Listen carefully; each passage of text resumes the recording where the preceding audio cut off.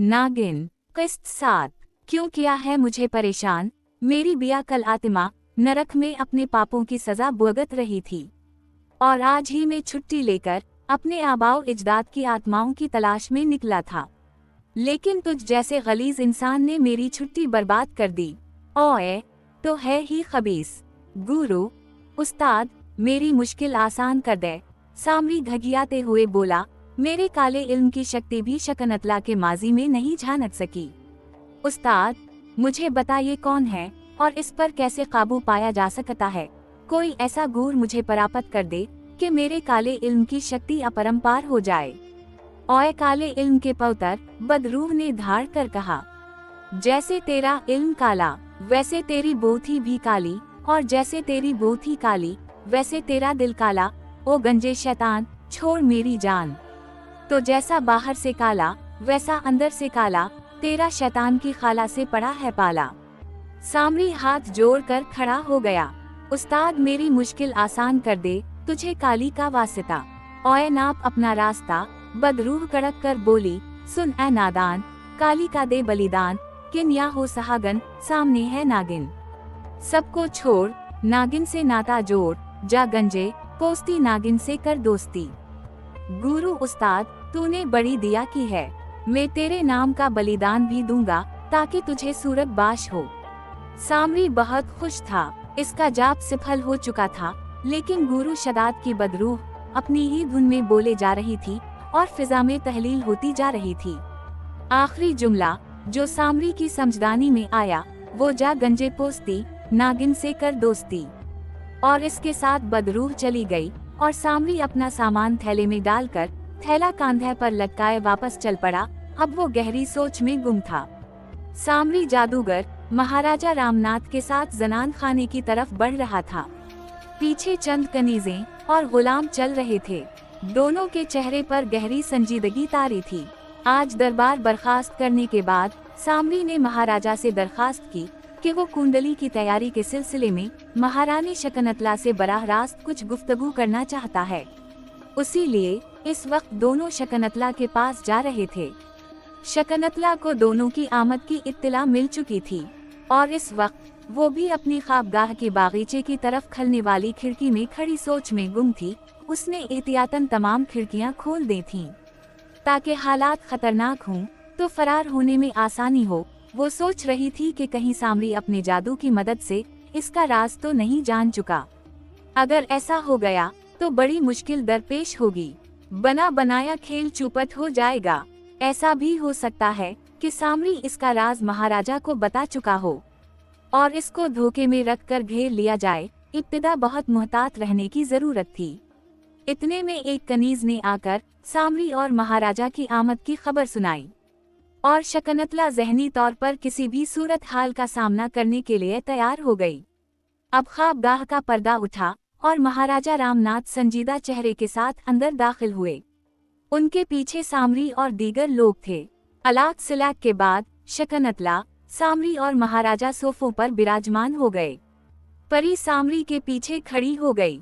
शकनतला, ये हमारे शाही जादूगर हैं, इल्म नुजूम पर भी दस्तरस रखते हैं, महाराजा ने सामरी का तारुफ कराते हुए कहा। सामरी ने अपनी छोटी छोटी आंखें शकनतला के चेहरे पर जमा रखी थीं और इस बात को शकनतला ने बतौर खास महसूस किया था, इसलिए वो दानिस्ता आंखें झपक रही थी। मलका आलिया, मैंने आपकी जन्म कुंडली तैयार की है, क्या आप अपने बारे में कुछ बताना पसंद फरमाएंगी?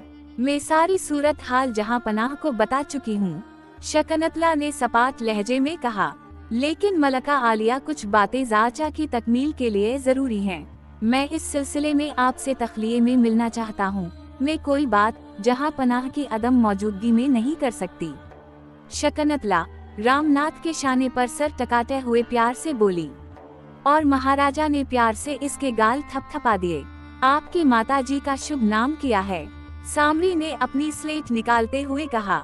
मैला कुमारी, शकनतला ने महाराजा के शानों से सर उठाते हुए कहा। और पिताजी? सरीनदर कुमार, शकनतला ने बालों में उंगलियां फहराते हुए जवाब दिया। लेकिन आप ये सब कुछ पूछ करके किया करेंगे? शकनतला ने बोर होने के अंदाज में जमाई लेकर कहा। आपकी जाए पैदाइश कहाँ है? सामरी ने बदस्तूर अपनी आंखें शकनतला पर जमा रखी थी। जी कलकत्ता, शकनतला ने बुरा से मुंह बनाते हुए जवाब दिया, चले सामरी जी, अब हमारी मलका को ज्यादा परेशान ना करें। महाराजा ने शकनतला के चेहरे पर छाई बोरियत भान कर कहा और खड़े हो गए।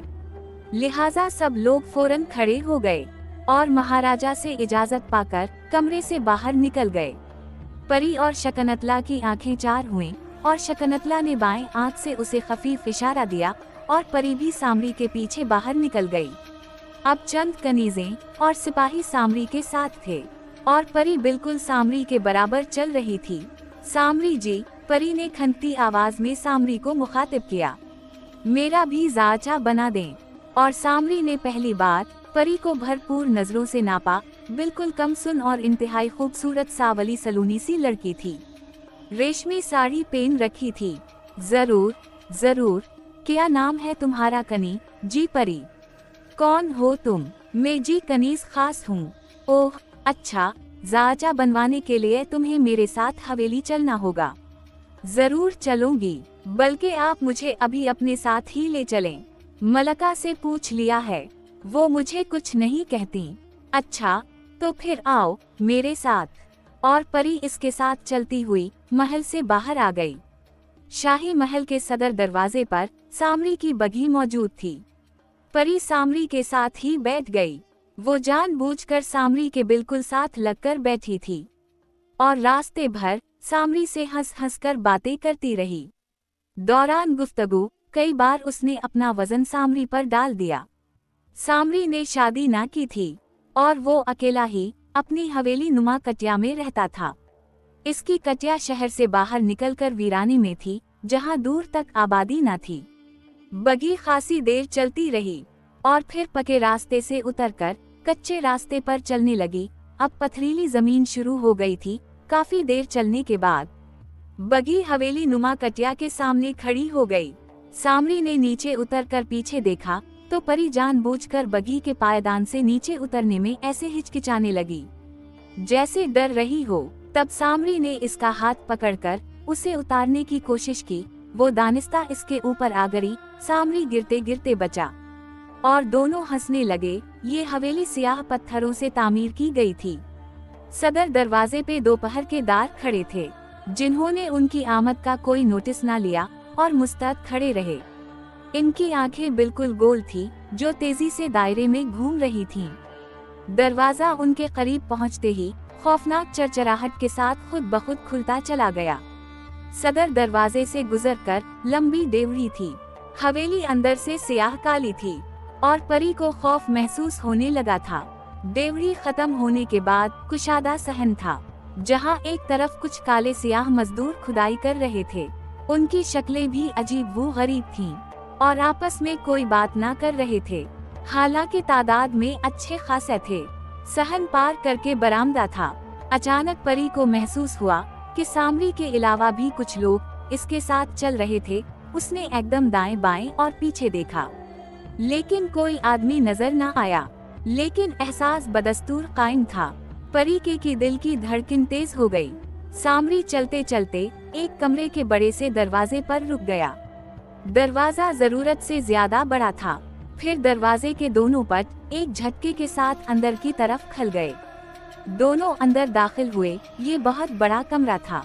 दरवाजा खोलने वाला कोई न था, अलबत्ता काफी दूर कमरे के वस्त में एक लड़की खड़ी थी। सामरी चलते चलते इसके पास पहुंचकर एक साथ रुका तो लड़की के होंठ हिले और नमस्ते की एक गौनजदार आवाज उभरी। परी चौंक गई।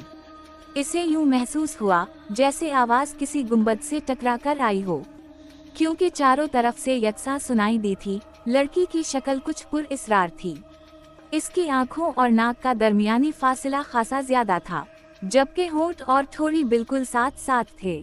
सामरी ने सर हिलाकर जवाब दिया और आगे बढ़ने लगा। लड़की भी साथ साथ चलने लगी, लेकिन ये क्या? परी दर्द से रह गई। लड़की चल नहीं रही थी, बल्कि जमीन से एक बाश्त ऊपर थी और उसके पैर पिछली रुख थे और इसके साथ साथ यूं जा रही थी जैसे हुआ में तीर रही। ये एकदम खौफजदा हो गई और चीखकर सामरी से जा लिपटी। इसके हवास इसका साथ छोड़ गए। और वो सामरी के बाजुओं में बेहोश होकर गिर पड़ी। परी को जब होश आया तो वो एक सजे सजाए कमरे में थी। तमाम कमरा नजर न आने वाली रोशनी से दिन की तरह मुनव्वर था। इसे ये कमरा शाही महल के किसी कमरा की तरह महसूस हुआ। सामरी एक बड़ी कुर्सी पर इसके पास ही बैठा था। अब कैसी हो? सामरी ने मुस्कुरा कर पूछा। वो कहाँ है? परी सहमे हुए लहजे में बोली। फिक्र ना करो, मेरे होते हुए तुम्हें कुछ नहीं होगा। ये हवेली सामरी जादूगर की हवेली है, यहाँ की हर बात तुझे अकल से परे मालूम होगी। परी कहाँ हूँ? अभी मेरी हवेली में ही है और महफूज है, डरने की कोई बात नहीं। तो मेरे साथ अपनी जन्म कनडली बनवाने आई थी, है ना? मुझे वापस शाही महल ले चलो। मेरा नाम सामरी जादूगर है। सामरी यकदम संजीदा हो गया। मुझे पता है कि तू किस कारण मेरे साथ आई है। तुझे जाचा वाचा कोई नहीं बनवाना, तो सिर्फ मेरे ऊपर अपनी अदाओं का जादू जगाने आई थी। परंतु ये बात तुम्हें और तुम्हारी मलका को नहीं मालूम कि सामरी की शक्ति अपरम है। सामरी लोगों के दिलों में भी झांक सकता है। तुझे मेरे साथ शकनतला ने दानिस्ता भेजा है और ख्वाबगाह से उठते वक्त इसने तुम्हें आँख से जो इशारा किया, वो अपनी आँखों से ना देखने के बावजूद भी मैंने देख लिया था। परी ये हैरत अंगेज इंकिशाफ सुनकर शशदर रह गई। ये उसके वहम वो गुमान में ना था कि सामरी इतना जबरदस्त जादूगर है। इसकी नजर में तो ये महज जादू था। और सुनो लड़की, सामरी ने नजरें परी पर गाड़ कर कहा, शकनतला को जाकर कह देना कि मैं जानता हूँ कि वो कौन है, और जब कल सुबह महाराजा दरबार चले जाएंगे, मैं इससे मुलाकात करने के लिए आऊँगा।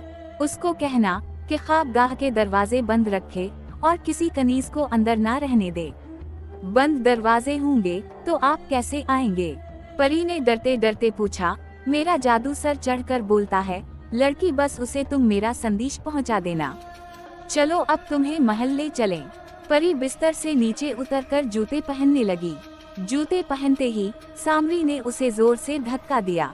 परी ने गिरने से बचने के लिए फौरन अपने हाथ आगे कर लिए तो उसे महसूस हुआ कि किसी दरख्त की टहनी इसके हाथ में आ गई हो, और जैसे ही उसने नजर उठाई, हका बका रह गई और बगौर चारों तरफ देखने लगी।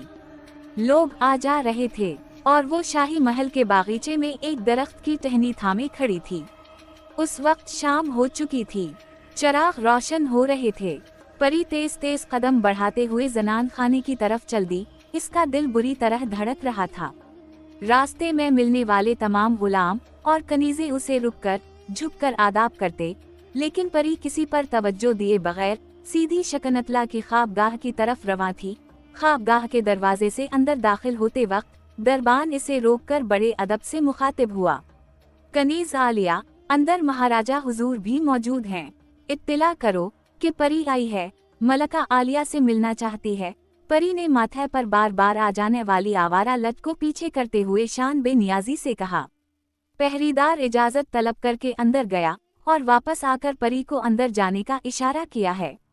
परी हाजिर हो सकती है हुजूर। परी ने दरवाजे से दाखिल होकर पर्दे की ओट से पूछा। आओ परी आओ। शकनतला की जिंदगी से भरपूर शोख आवाज सुनाई दी तो परी कुशादा तरीन शाही ख्वाबगाह में दाखिल हो गई। सामने ही शाही छप्पर कट पर महाराजा और मलका तकियों से टेक लगाकर बैठे थे। कनीजे मोर के परों वाला पंखा झल रही थीं, जिसकी हुआ से शकनतला के बाल आहिस्तगी से बिखर रहे थे। दोनों शराब की चुस्कियां और महाराजा साथ में हक्के के कश भी ले रहे थे। दो मालन लड़कियां भी कमरे में मौजूद थीं, एक गुलदानों में और दूसरी शकनतला के बालों में फूल और कलाइयों में गजरे पहना रही थी। पूरा कमरा मौकते और रात की रानी की खुशबुओं से महक रहा था। परी कैसी हो? शकनतला जाम कनीज को थमाते हुए बोली। दिया है आपकी। अच्छा ये है परी, महाराजा इसको देखते हुए बोले। परी ने फौरन खासा झुककर और दोनों हाथ माथे तक ले जाकर नमस्ते कहा और फिर अपने नरम वो नाजुक हाथ महाराजा के पांव पर रख दिए। शकनतला वो कोशीली कहाँ है? कई दिनों से नजर नहीं आ रही। जहाँ पनाह, उसने मेरे साथ बदतमीजी की थी, जिसकी वजह से इसको कनीज खास के ओहदे से हटाकर परी को कनीज आलिया और कोशीली को उसकी खिदमतगार बना दिया गया है। बहुत खूब, मगर शकनतला, तुमने पहले ना बताया कि उसने बदतमीजी की है। किसी की क्या मुजाल जो तुम्हारी शान में गुस्ताखी करे। मगर वो है कहाँ? हमारा तो बड़ा ख्याल रखती थी। महाराजा मानी खेज अंदाज में बोले तो परी फौरन जुअकी और महाराजा के पांव चूमने लगी और बोली, कनीज भी तो आपकी ही दासी है। हुक्म करें, परी हर खिदमत के लिए हाजिर है। हुजूर वाला, अगर इजाजत मरहमत फरमाएं तो मैं कनीजों के हमराह बाग की सैर कर आऊं। शकनतला ने मौका मुनासिब जानते हुए इजाजत तलब की। क्यों नहीं, लेकिन मलका जल्दी आ जाएगा। महाराजा ने माहौल की मुनासिबत से इनकार मुनासिब ना समझा। शकनतला पिलिंग से नीचे आने लगी तो परी ने फौरन जूते पाँव में पहनाए और 2 कनीजे लिबास दुरुस्त करने लगे। सुनो परी, महाराजा ने आवाज दी, जरा कोशीली को मेरे पास भेज देना, इससे कोई काम है। जी अच्छा हुजूर, परी ना कहने की जुर्रत ना रखती थी, लेकिन सोचने लगी, कोशीली कहीं महाराजा की ज्यादा लाडली हुई तो गड़बड़ ना हो जाए। मलका आलिया, अब क्या करें? परी ने बाहर निकलकर शकनतला से पूछा। करना क्या है, हम जल्दी आने की कोशिश करेंगे और तुम जरा ताखीर से कोशीली को भेजना। अजर कर देंगे कि कहीं काम से गई थी, और पूनम और नर्मला को उसके साथ भेजना ताकि वो खलकर बात ना कर सके। और सुनो, पूनम को अभी रवाना करो कि वो कोशीली का हुलिया दुरुस्त कर दे और भेजने से पहले उसको अपने तरीके से समझा देना। शकनतला इसको समझाने लगी, आप फिक्र ना करें मलका आलिया, परी उम्र में कम जरूर है मगर अकल में पूरी है।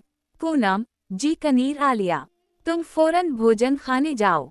वहाँ कोशीली कनीजों गुलामों के लिए तंदूर पर रोटियां पका रही होगी, इसे लेकर हमारे कमरे में आ जाओ और इसका सिंगार वगैरह करो और उसे खूबसूरत लिबास पहना दो। इसकी जगह पर किसी और की ड्यूटी रोटियां पकाने पर लगाओ। जी कनीज आलिया। ये कहकर पूनम सादत मंदी से सर झुकाकर चल पड़ी। शकनतला और परी आगे आगे थीं और तमाम कनीजें इनके पीछे चल रही थीं। थोड़ी देर बाद वो गुलाम गर्दिश से निकलकर लंबे बरामदे में चलने लगे।